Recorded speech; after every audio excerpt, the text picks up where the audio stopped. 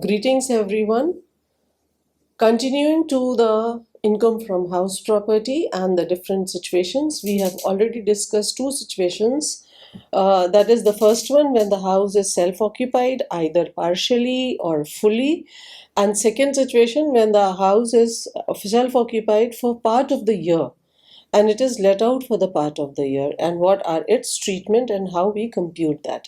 Now we come to the third situation, that is computation of annual value. In computation of annual value of the let out property when the vacancy occurs, that is when the house remains vacant. A house remains vacant for the whole or maybe part of the previous year. Now here we have the rule that for the section that is there, that is 23 para 1. So how do we do that? It is suppose if it is vacant for the, there are two situations, maybe it is vacant for the whole year, or if it is vacant for the part of the year, maybe few months it is, you did not get a tenant for your house. So if the house remains vacant for the whole year, then if the property is, here again we have a few cases or situations. If the property is intended to be let out but it remains vacant for the entire previous year, then its gross annual value will be taken as nil. Means you intend to let it out but you do not get any tenant for the complete year. In that case, it will be treated as the gross annual value will be taken up as nil or zero. This applies only if the SSC can prove that the property was genuinely intended to be let out.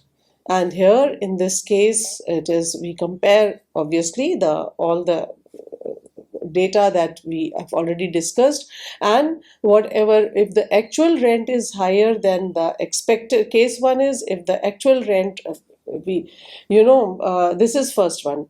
Now coming, there are two cases under this, that is if the case actual rent is greater than expected rent, then if the actual rent for the let out period is more than the expected rent, then the actual rent is taken up as gross annual value. And case 2 is when the actual rent is less than the expected rent due to vacancy. In this case, the actual rent is less than the expected rent, but because of only vacancy, then the actual rent will be taken as the gross annual value. So if the property remains vacant for the entire year, it is gross annual value is taken as nil. If it is vacant for part of the year, that is second situation. If it is vacant for part of the year, then we compare the actual rent with the expected rent, and whatever is higher, in normal cases, if it is, if the situation is normal, then it is actual rent is higher than expected rent, actual rent will be taken as this. Whereas in other situation, if actual rent is less than the expected rent, is still actual rent will be taken up only and only if the if it is due to vacancy. Thus we can say that the vacancy allowances ensures the taxpayer is not taxed on notional income when the rent is genuinely reduced because of vacancy. This is an important point. So we have two situations, that is if the actual rent received or receivable for the let out period is more than the expected rent, and in the case it is less than the actual rent. So these are the two situations that have to be considered before deciding what will be taken as the gross annual value. If it is due to vacancy, then if the actual rent is less than the expected rent, then actual rent will still be taken as gross annual value. So maybe we have this example here. Suppose here this example says that actual rent is greater than the, if suppose municipal value is 1 lakh, fair rent is 1,10,000, standard rent is 1,20,000. First we compare between the municipal value and the fair rent, which is 1,10,000 or 1 lakh 1 lakh. Higher of the two, it is 1,10,000. It is compared with the standard rent, 1,20,000, or whichever is less, it will be taken up as the figure. So standard, it is 1 lakh. 10,000 is the lesser amount, is less than standard rent, that will be taken as the expected rent. So 1,10,000 is the expected rent. Now it will be compared with the actual rent. Suppose the let out property was it was let out only for 11 months. We get 1,32,000. So we will compare it. The reason is not due to vacancy. And in the second, the reason is the vacancy. In the first example, the vacancy, it is the rent received is for 11th month, not due to vacancy. It could be any other reason. So there 1,30,000 will be taken up. Here expected rent is 1,20,000. When compared to the actual rent, which is 8 months only, 96,000. Here the actual rent will be taken up 96,000. This will be your gross annual value. Because here, in despite of the lesser amount, it is taken up because those 4 months were due to vacancy.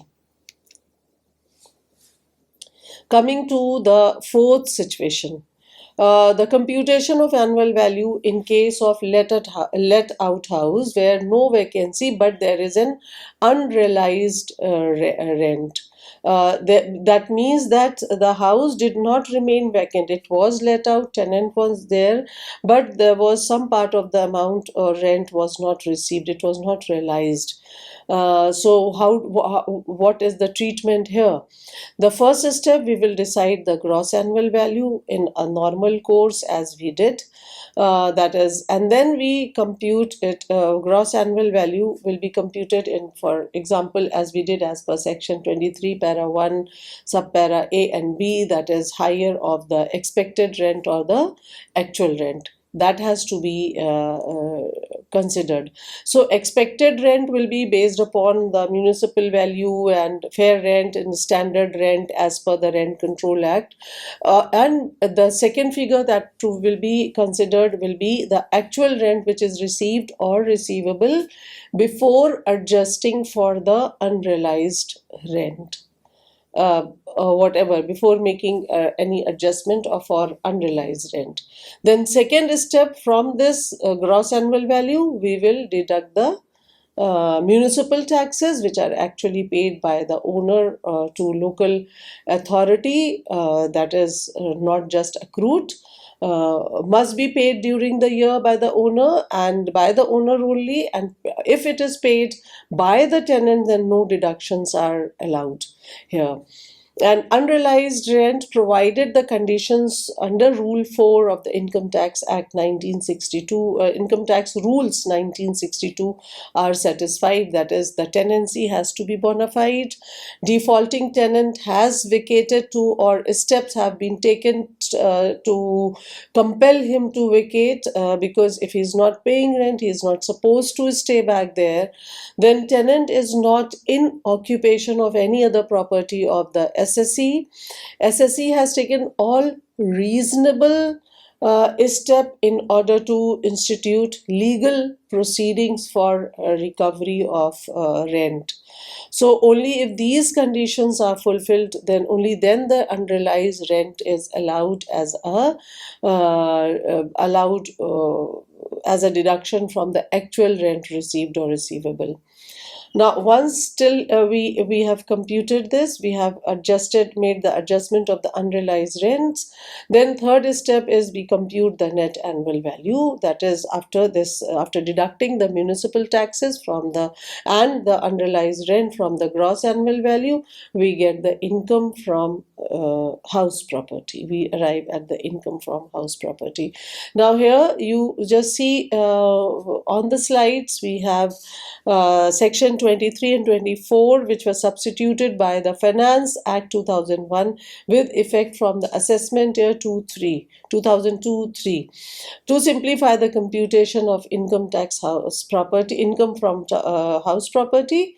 If the deduction for unrealized rent is is given in a manner other than manner provided in the items given above, the procedure will become cumbersome instead of more simple. So this is binding on the part of the department to be followed. Now let us proceed with this example to understand these conditions in a better way. But before solving this, I think we have missed out one more example. Let us just go back to that. This one. This one is it is an important question to understand in order so that we are able to do the question 5 also, illustration 5. So let us proceed on to this. Mr. A owns a house property in Lucknow. He stayed in the house from April to September 2024. That is 6 months, was to be, say, April, May, June, July, August, September. That makes it 6 months. 6 months are to be taken as self-occupied. He let it out from October 24 to March 25. That means the remaining 6 months it was let out for rupees 30,000 per month. Municipal value is 4,20,000, fair rent value is 4,80,000, standard rent is 4,50,000, and municipal taxes paid is rupees 24,000. Now, what do we see in this situation? This situation is, I think it is attached to, it is related to third situation where the house is vacant. Second situation. Yes, the house was vacant, but on the basis of time period. It was vacant for part of the year and it was let out for part of the year. In this case, obviously, we will take the value as the let out. We will compute the value as if the house was, we'll consider it to be let out. So let us solve it out. Let us put it here. While solving it, first we will compute the expected rent or the annual value also, but first we will just compute the expected rent. So for this, for computing the expected rent, what do we find out? First, municipal value. It is 4,20,000 given in the question. 4,20,000. Or we have it here, we have the fair rental value which is 4,80,000, and the higher of the two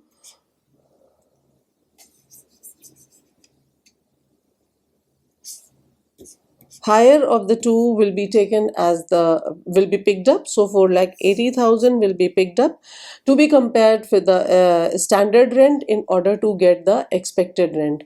So here it is 4,80,000 will be compared with 4,50,000, which is a standard rent, and what do we get is the lower of the two is will be taken as considered as the expected rent.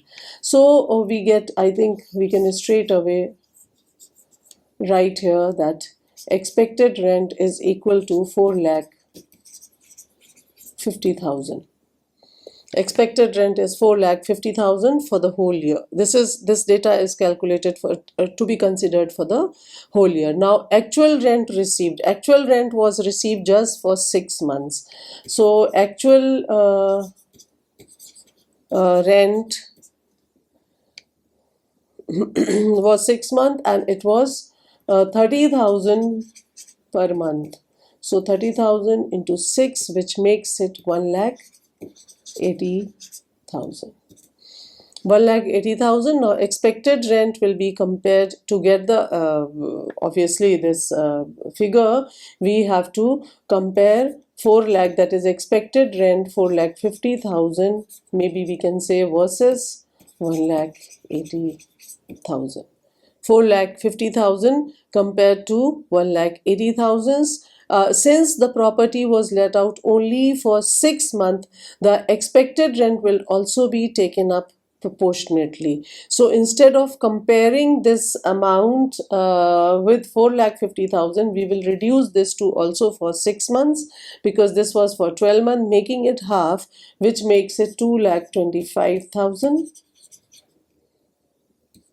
And we will be comparing it with 1,80,000.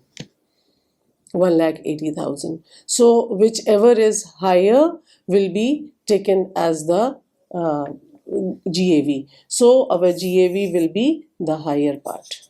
GAV is equal to 2,25,000. 2,25,000. Now from this figure we can deduct the municipal taxes. That is 24,000 has been paid for the full year, so that will be taken up.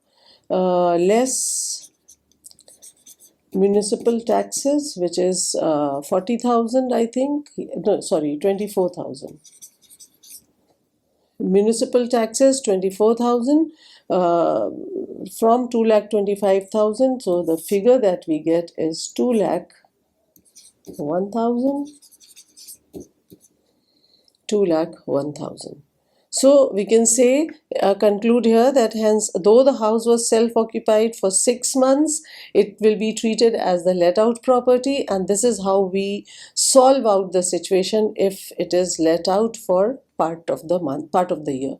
So annual value for the house will be taken as 2,01,000 as income from house property after deducting 30%. From this you can deduct 30% of NAV, because this is your NAV. 30% of NAV for deduction. Okay, so this is how we get it to get the income from house property. So this is how we solve this situation when it is partly for few months let out and partly vacant. Now we come back to question 7. That will, because this will be covering the other situations that we discussed. So here the data given to us is municipal value is rupees 2 lakh, fair rent is 1,80,000, standard rent is given 2,50,000, and actual rent is 30,000 per month. Unrealized rent is 30,000. Conditions as per condition or rule 4 conditions of rule 4 are satisfied, and municipal taxes which are paid by the owner are 15,000 and paid by the tenant is rupees 15,000. So obviously the first step when we proceed for this question, the first step is to compute the expected rent out of this.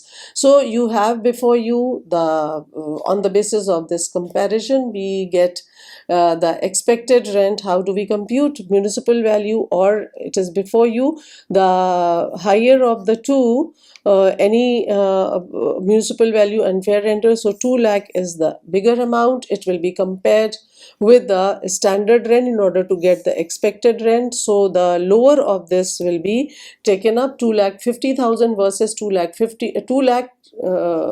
2,50,000. The expected rent is rupees 2 lakh. Okay, expected rent comes to rupees 2 lakhs. So now gross annual value as per section 23 para 1 subpara B, higher of the expected rent or the higher of, after comparing the expected rent or the actual rent which is receivable. Okay, so here first expected rent is already 2 lakh. Now let us compute the actual rent that is received. Now actual rent is rupees 30,000 per month. 30,000 per month means for the whole year, if we just compute, is it will come out to 30,000 into 12, 3,60,000. Okay, but here it says that okay, so here it will be actual amount that is received is actual rent received is 30,000 per month. That means annually for the whole year it is 3,60,000, and the unrealized amount is Coming to illustration 7, let us discuss this in continuation to our condition 4. That is, when there is an unrealized rent, in that case, how do we compute it? So in the question, I'll first read out. The municipal value is rupees 2 lakhs, fair value is rupees 1,80,000, standard rent, standard rent is 2,50,000 and actual rent is rupees 30,000 per month. Unrealized rent is 30,000, just it is for 1 month, and condition of rule 4 are satisfied. Then municipal taxes paid by the owner, it is rupees 15,000, and by the tenants it is rupees 15,000. So how do we do it? First, obviously we will be going for the expected value or the expected rent. So first we compare between the municipal value and the fair rent, and we take the higher of the two will be taken up. So out of the two, we find that 2 lakh is the bigger amount, so this will be picked up to be compared with the standard rent in order to get the expected rent. So 2 lakh rupees compared with 2,50,000, this is the standard rent, and out of this the lower of the two will be taken as the expected rent. So we have the expected rent as 2 lakh rupees, because the lower of the two will be considered as the expected rent. Now this expected rent will be compared with the actual rent in order to decide the gross annual value. So here the actual rent, first we will compute the actual rent, which is 30,000 per month, and 30,000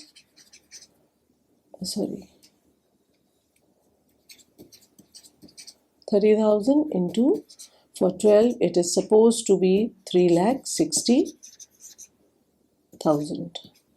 But out of this 3,60,000, 30,000 is the unrealized amount. As per the rule, it is, so we will deduct this less unrealized rent, which is 30,000. So we get 3,30,000 as this amount. Now here this part of the this is the gross annual value, 3,30,000. Now out of this 3,30,000, now to get the annual value, we just come down to the to get this, we will be deducting the municipal taxes that will be adjusted to this. Since the amount of 15,000 was paid by the tenant, we are not going to take into consideration only the amount which is paid by the owner, that will be adjusted up. Okay, so here less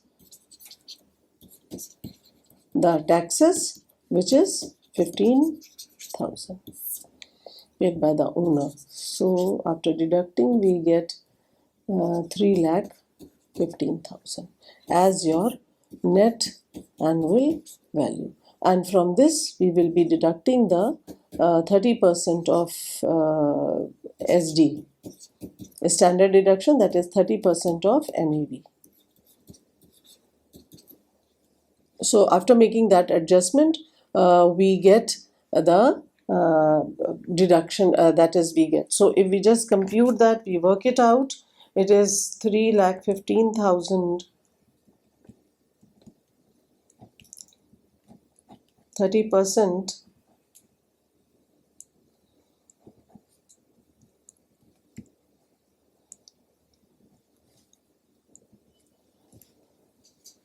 so this is 94,500, and when we deduct it, income from house property is 500, 1, 2, 2,21,500 will be the income from house property.